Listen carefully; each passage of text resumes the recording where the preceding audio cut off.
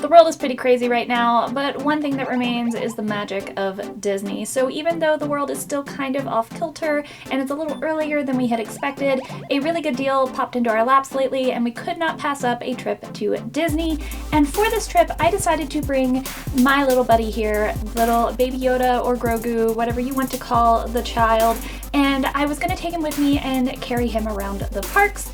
And that meant that I needed a really good way to carry him and transport him around the parks, and he wasn't going to fit in all of my park bags, so I decided to sort of DIY a Baby Yoda pram or pod Mandalorian inspired park bag.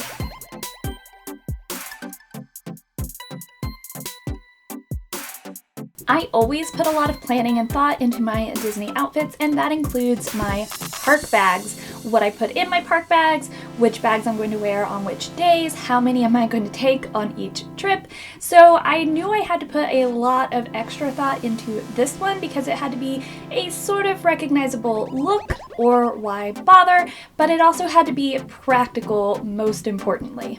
But I'm a notorious hoarder of art and craft supplies. I have this terrible tendency to find something on sale and be like, oh, that could be perfect for some sort of project that I have no idea about in the future, but I'm gonna go ahead and buy it because it's such a good deal now. In this case, last year, as back to school stuff was going on to clearance, I apparently decided to pick up a very cheap Walmart clear plastic backpack, and when I saw it next to this little guy, I knew that it was the right move for a park bag. The craft section has a bunch of duct tape that's in various colors. I picked up this sort of light matte sort of gray.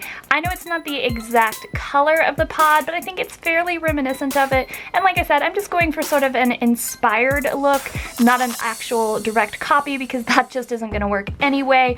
So to get the look of that pod when it's partially open and Baby Yoda's just sort of hanging out inside, I want to cover this whole top section, of course leaving the zipper uncovered, and I want to cover this whole front section so that it'll look like the front of the pod. Like I said, this bag's been hanging out now in my supplies for like a year, so there's probably, you know, bug hair, dust, debris from other art supplies, fingerprints, etc. all over it. So I'm going to rub down any section that I'm working on at the time with Clorox wipes. Of course, you would also be able to use rubbing alcohol, acetone or nail polish remover, anything like that. Those would probably actually be a little bit better, but these are what I have on hand, and it's going to be a little more convenient since I'm going to be working section by section. And I think I'm going to start with this section up front because I just think it's going to be a nice easy starting point and I can get a nice big chunk filled in quickly. This stiff vinyl is not very moldable. You're going to have to sort of manipulate it to get the area you're working on at that exact moment as flat as you possibly can. I'm going to try to minimize any sort of wrinkles and creases, but considering the bag itself is going to be wrinkled and creased all the time anyway, even when I'm wearing it, I'm not going for perfection here, but I am going to try to work out some of the worst ones and try not to have too many really big folds and wrinkles. I left myself some extra at either end of the first piece of tape, and I'm going to use the end of a paintbrush, but you could use like a pencil or a pen or an end of like a utensil in the kitchen, whatever you have that's a nice firm point, and poke down and get that really worked into the seams. Then I've got a couple different knives that I'm probably going to use on this project depending on the situation, but a little X-Acto knife or a little utility knife, whatever you have that's nice and sharp and very controlled will work really well, and you're just going to want to cut into those seams to get nice clean edges. Just make sure you're cutting very carefully. You don't want to cut any actual stitching that is holding the bag together, and you don't want to cut through the actual plastic. You want to try to cut just through the tape.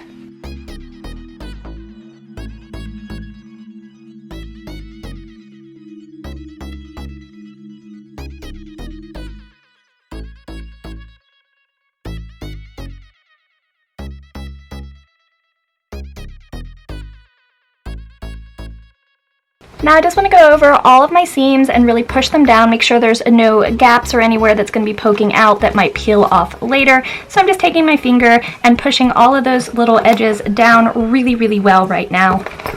So that's finishing off the front edge of my bag. I want to go ahead now and I'm going to start with this corner going all the way around to this corner across the top edge of the bag. When you get to the more dimensional aspects of the bags, it might be useful to stuff it. In this case, I went ahead and just stuck the child in here so that this whole area that I'm going to be working on will be a little more filled in. That didn't really work for me for this front pouch because it's its own little pouch and it's a little bit smaller. But for the bag as a whole, I'm going to go ahead and stuff this up a little bit so that I'm not going to have to be constantly holding it out at its fullest dimensions myself as I work.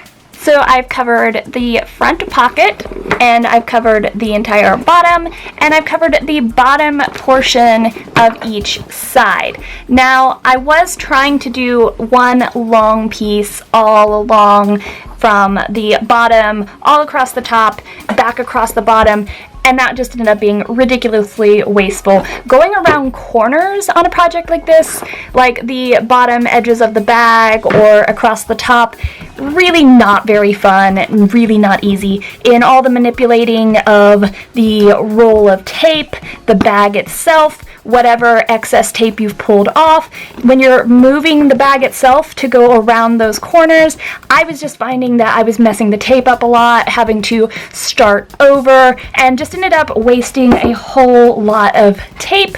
So I instead have covered everything but the back portion of the top arc. And I am now going to switch directions, and I'm going to do a series of short ones going the opposite direction all across this top edge.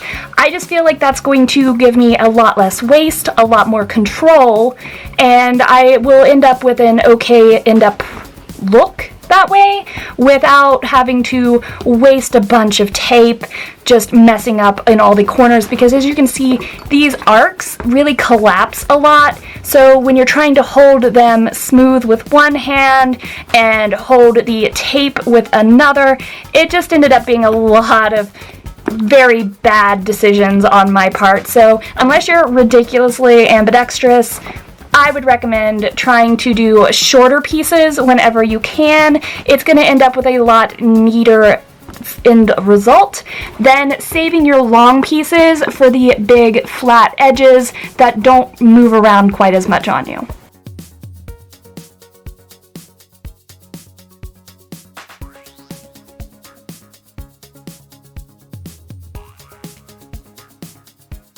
So I started down here at one end of the zipper, and I've done a series of my horizontal strips of tape.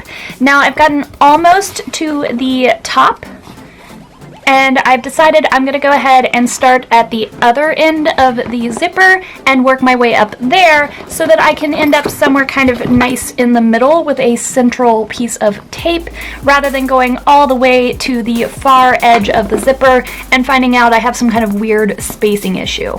So I've covered the bottom half of the front, the bottom of the bag, and then all along this top curved edge of the sides.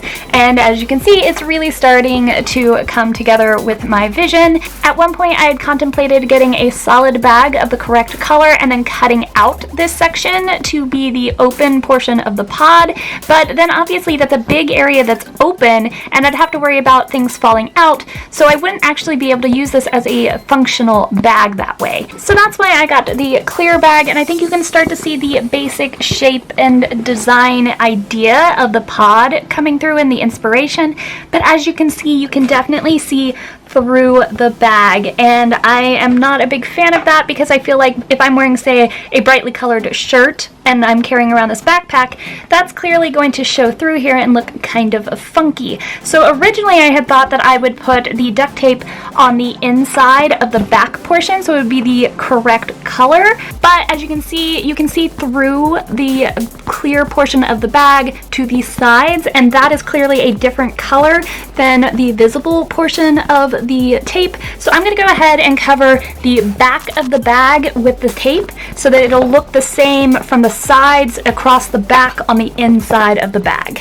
At At this point, I've already learned that it's usually better in the long run to do more shorter pieces rather than fewer bigger pieces of tape. It's easier to keep each piece neater, tidier, with fewer wrinkles and creases that way, and also reduce waste. So my first initial thought was to do the long vertical ones and start on the outside and work my way in, but instead I'm going to go ahead and start at the bottom and work my way up. I've made it almost to the top of the back, and now I went ahead and I put one strip across the top because, again, I find it better and neater to work with the ends and have my last piece be somewhere in the middle. So I'm going to go ahead and I'm going to take this last piece here and cut off neatly all around my edge, and then I'm going to put my last piece or two, I think it looks like it's going to be 2 pieces right here, to have neater edges all the way around, because if I try to do this piece last, I find that a lot of the times that piece will end up being a lot harder to do neatly. So I'm going to go ahead and do it before I finish in filling in on the gap. If you have a bubble in the tape, like see right here, I don't know how well you can see it on camera, but there is a bubble where there's an air pocket between the different dimensions of the tape and the plastic that it is on. So you can take your knife and put like 1 or 2 little holes in it, just little ones, depending on the size of the air pocket you're dealing with. Then rub over it with your finger and the bubble will disappear. I hope you found this helpful and inspiring. If you did, remember to make Grogu happy and like the video. Be sure to subscribe and to ring the bell for notifications every time I upload a new video. Have a beautiful day, and I'll see you next time.